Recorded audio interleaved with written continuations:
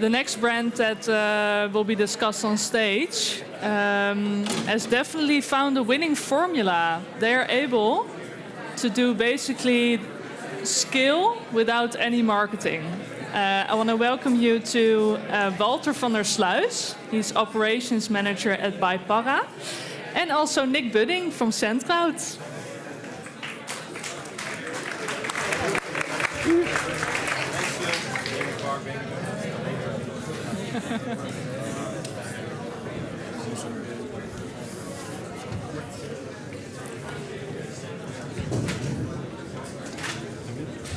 Kan ook, of daar bij die pilaar. Doe maar in het midden, zo prima. Ja? Ja.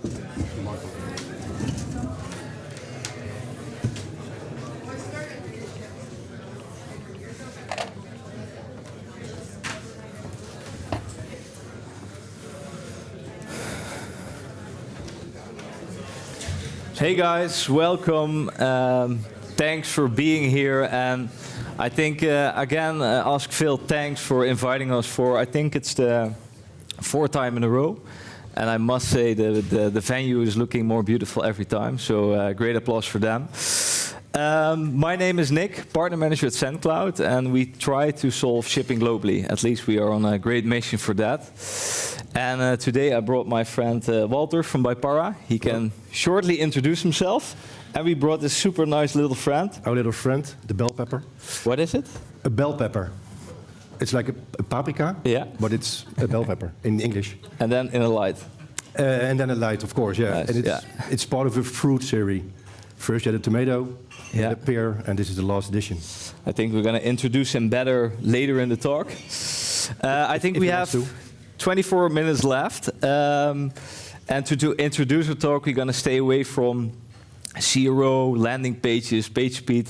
We want to tell you something, or at least we're going to ask Walter from By Parra how it is important these days to stay super close to your brand identity and your company culture.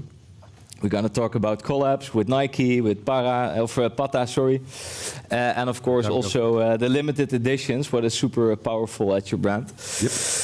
So, and in the end we will do a super nice raffle, so please stay tuned, don't take the train at 5, because there's something really nice to win.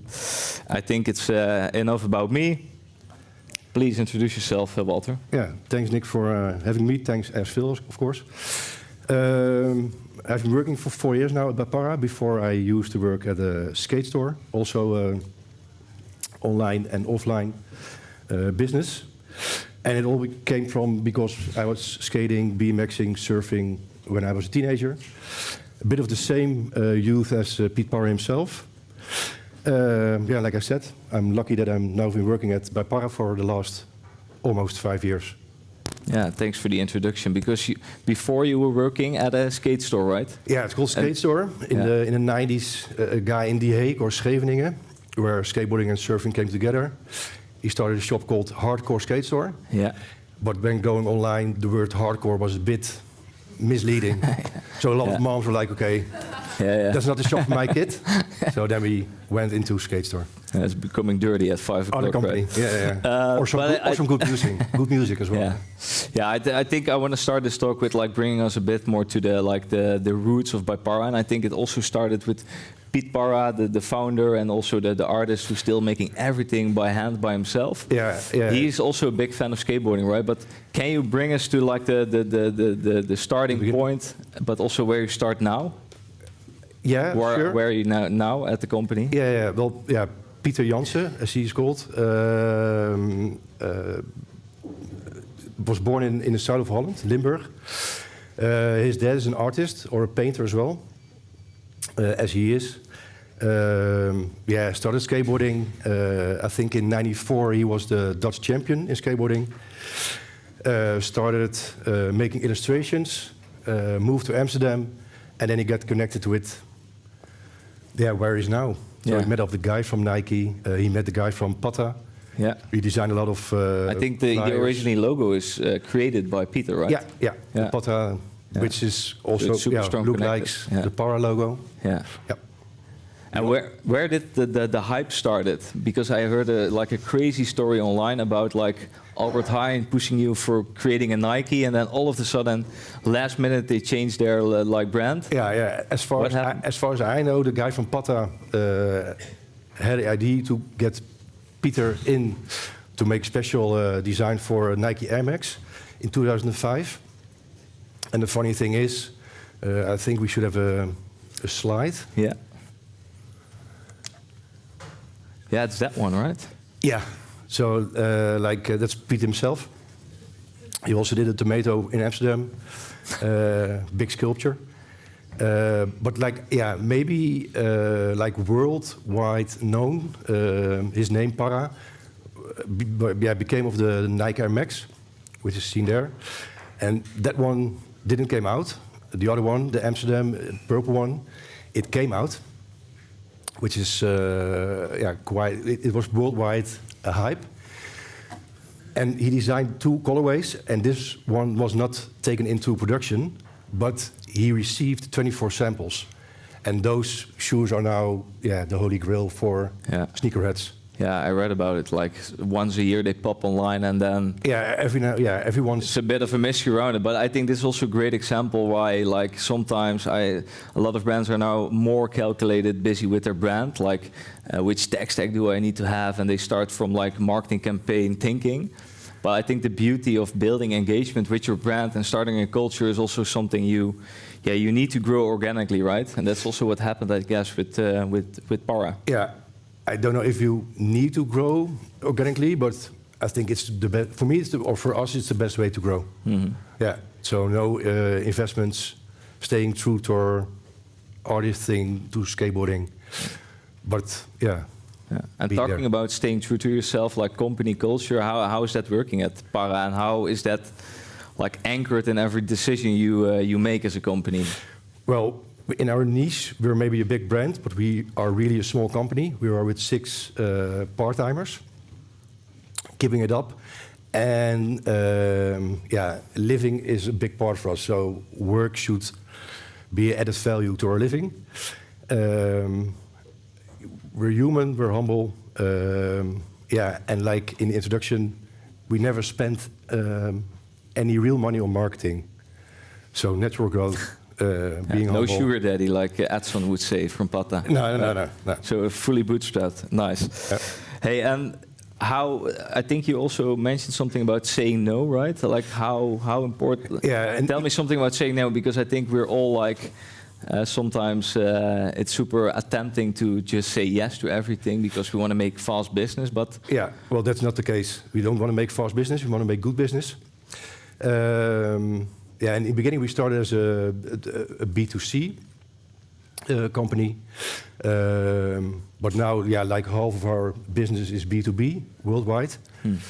So but we have to like with the 6 persons we work with in Holland, and also of course we have partners in America or in the States, in LA, in Singapore we've got a team of 2 persons, in Japan.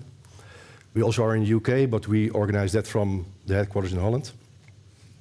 And we don't want to grow too fast. It has to be eatable, what we do. Yeah, because you're quite also selective in the way you do business with people, right? You have to feel comfortable with somebody, and there has to be like a mutual level of respect and interest. Most of the partners we work with are well known, and it's funny because there's like a same interest for music with all the partners we work with. What kind of music is that? All kinds, like a bit of techno. Really? One of the owners is really into reggae, so he's going to Belgium every year. Nice. And Alexander, so like the company is owned by Alexander Rommens and Pieter Jansen. And Alexander, I think like 15 years ago, he also made some beats for Dutch hip-hop guys. Yeah. So he's also in the beats. And not the guys from the Holland in the Hood that like no. stupid rap. No. Hey, but moving on to B2B, because I think that's something really interesting here in the next slide. And I think a lot of brands can be quite jealous on that, working with like Kit in New York, Ant in London, Beams in Japan. Like, can you give us some insights how you built that like crazy landscape of beautiful high-end boutiques? And yeah, well, the company By Parra went off from the brand Rockwell, which I think the name change was in 2015. When we partnered up with Romeo Trinidad from LA, and he was like, okay, maybe Rockwell isn't a good brand name for our US, for the US. And he also had the idea, why don't we go to a trade show? So when we partnered up with Romeo in LA, he was the first one to go to a showroom. And that was like the start of our B2B business. Yeah. And yeah, since then, I'm not sure if we immediately went to the Paris Fashion Week, but just before the Corona period, we were in Paris during the Fashion Week in January and June. And now after Corona, we've been there for 3 or 4 times. Yeah, and we really see that companies like these like us being there, being as professional as we can be for a brand we are. Is that then maybe one of the tips you can say, like, hey, you have to have physical presence if you want to be, if you want to show some exclusivity? For what we do, yeah. Yeah, okay. Yep. Yeah. What's the store you're most proud of to be in the collection of? Like, is that in Tokyo, or is that maybe something else? Tokyo, Seoul is also one we really like that we have reached. Yeah. A bit of a pity. We had a shop in Tel Aviv, which placed their first orders last summer, but they had to cancel due to the awful things happening there. Yeah, if you think about that, we're talking about nothing here, right? But we're going to try, okay. Yeah. Moving on, because I see the clock is ticking, about the marketing strategy, or I don't know, I know you don't per se like that word, but also looking at this little guy, and I think the magic of collabs, that's also where you're quite good in it. Let me see, this one. Can you give us some examples how collabs work? Because for me, it's super surrealistic that Nike is knocking on the door like, hey, let's make another shoe, I think this was for the Tokyo Olympic Games, right? Yeah, the clothing you mean? Yeah, how does collabs work for you as a brand? Well, the Nike relationship started in 2005, and they stayed close. At a certain moment, Nike SB was started, so Nike skateboarding, and Peter was really close to the guys at the headquarters in Hilversum in Holland. So they were friends. So for this project, Nike asked Peter to do the dunk, and then Peter himself was like, hey, but if I do the dunk, which is a bit related to the Olympics, why can I do the track shoots? And Nike was like, okay. So it's also like natural. Yeah, what is the impact from a campaign like that? Because big, like Olympics in Tokyo, everybody's watching it. It's crazy. Yeah, it's again a worldwide presence of his art, and of course there's no By Parra on those Nike shoots, but since it's his art, people start looking for his art and they find us. Yeah. Is that then also something about brand identity, that it's important that you stay super close to that like first step? And that was for you, I think, By Parra, the graphic designer. I think he's still making every design by his own hands, right? Yeah. Is that also the reason you think you are still super exclusive while you are all over the world? Yeah, I think so. Yeah, because like every collection, every season is different, and of course he has his signature, so everything is recognizable, but we don't. Yeah, he doesn't use or almost doesn't use the same art for his next collection. Yeah, and that's what all. Yeah, he's presenting his art on clothing. Yeah, that's quite special. Yeah, and that's also why our web shop is more like a gallery than a go here, and go, the best go, product go there. page, or like yeah. It's quite static, right? Yeah, If you see it the first time, like a gallery. Yeah, nice. Moving on from collabs to limited editions, because that's definitely something I think you need to explain the audience, because for the first time you see it, it's a bit weird. Like, why do you want to show the brand in totally different segments, like beer, real, like bicycle clothing, art, even this little guy here? What? Yeah, it all comes back to Peter. Cycling is his hobby. Drinking beer, I don't know, but of course he drinks a beer every once in a while. And he's also into the music scene. I think there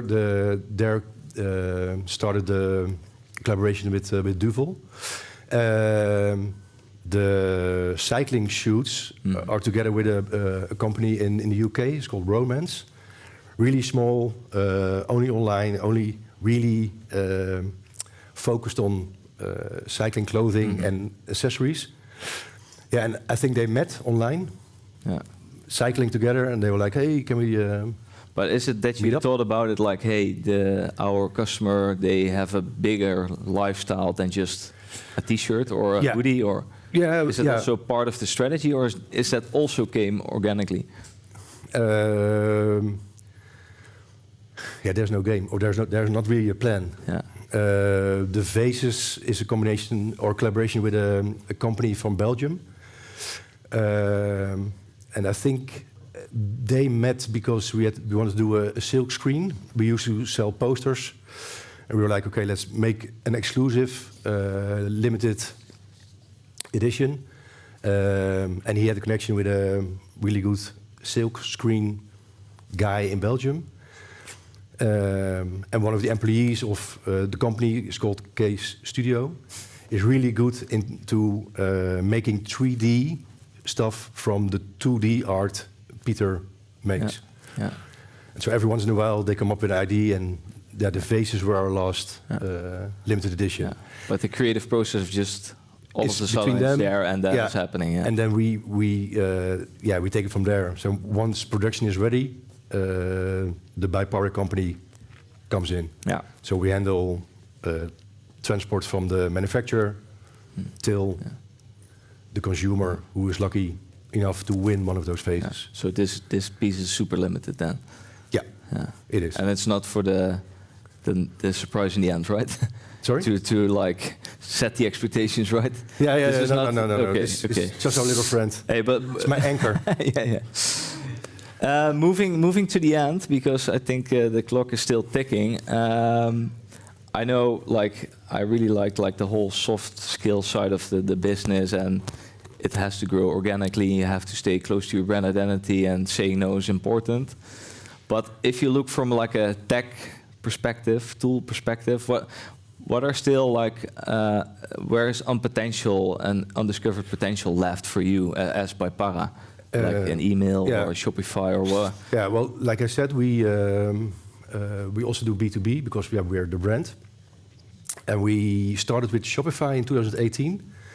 And at that time, there was not really a B2B part in the techniques. And luckily, we had a developer who was able to make our B2B. Yeah. And now we see in Shopify that there are transformation to make everything work well for B2B. Yeah, I think it was in the last editions they launched. So I think there are some people here from Shopify. So it's good to to so that's really good for us. Yeah. Because then we can expand that, smoothen it out. Stocky is one of the new things we start to work with. Mm-hmm. So it's helping us out getting our purchase orders in. And how we met because we want to tune our return. Because that can be quite a hassle, right? Yeah, well, we work with an e-fulfiller, and we are quite old-fashioned at the moment. Funny if you're in fashion. Being old-fashioned. Yeah. We just used to send out a return card, and we really have to make it digital without all the labels and cards. Yeah. Yeah, I know you're making some steps on the like whole shipping, post-purchase process, Yeah. the customer experience, that they have the same experience when they see something in real life. Yeah. And like on the marketing part, because I know you did some tweaking with MailChimp, but how is that going? Yeah, well, we are flirting with Klaviyo. Oh. But that's also more on the technical part of our company. I know, I think we need it, but it's not my expertise within the company. Yeah, okay, but there is still some undiscovered potential left for you guys. Yeah, sure. Yeah. I think that can be like a perfect blend, right? If you add that to the recipe you're already having, it can create a perfect dish. And it would also be good for us to stay in the company as we are, but grow our business. Yeah, thanks. I think we have 5 minutes left, and I think it's almost time to go to that nice little, I think it's a raffle or a Wheel of Fortune. Yeah, we don't want to leave you, or one of you, empty-handed. Yeah, maybe it's good to take it, right? Where is it? Oh, here is it. Here is it. So I think it's time for the technical team to jump to the Wheel of Fortune we created. Yeah, we have all and I hope GDPR-wise we are correct, because we dropped your name in the Wheel of Fortune. So please, let's keep it here in the room. But it's for something nice, right? Yeah, what is it? It's a nice present. It's a nice water-resistant beach bag, kind of. Laptop bag, beach bag? Full with small presents. But that's for the one to show who's going to win.